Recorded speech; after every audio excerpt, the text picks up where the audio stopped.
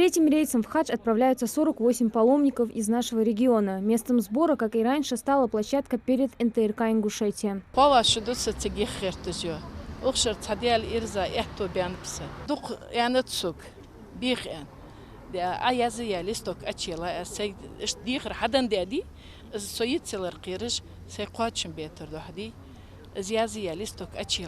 Последние 2 года из-за пандемии хадж для мусульман был закрыт. Такое решение было принято арабской стороной из-за пандемии. В этом году границы вновь открыли, но число квот ограничили до 1 миллиона, что также повлияло на стоимость путевок. Однако никакие преграды не помешали нашим паломникам реализовать желание очутиться на Святой Земле. Вся квота в 580 мест, выделенная региону, заполнилась в считанные дни. 55 лет ديان راح نصعد وياه حد 10 ديان وشر واضي صدا ياتو بيام صدا ديك ياتو بيقا حجول تير داخل صوت هات غوق جديد انت داخل ديال عندك صوم واش دقيق ديان ديقدر ديخان بي مخ بيخيان ونخش عضو ديان دوق حمدي دالي عندلي واتش جدا.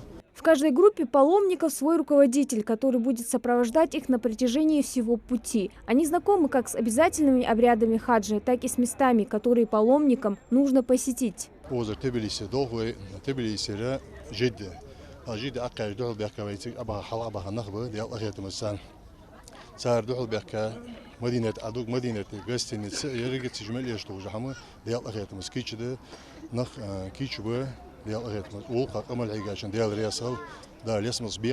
Первая группа ингушских паломников, которая отправилась в хадж 22 июня, сейчас находится в Медине. Еще 96 человек священный путь проводили накануне. Сегодня они покинули аэропорт Тбилиси и прямым рейсом вылетели в Джидду.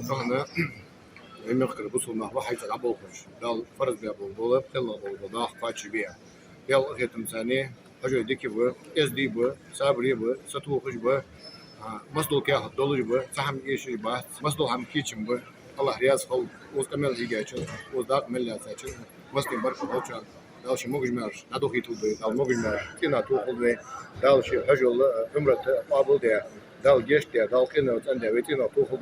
Менее чем через сутки третья группа ингушских паломников окажется на Святой Земле. Главные обряды хаджа для них начнутся через неделю, а завершатся стоянием на горе Арафат и обязательным ритуалом жертвоприношения в праздник Ид аль-Адха. Хади Добриева, Муслим Ганиев, Новости 24.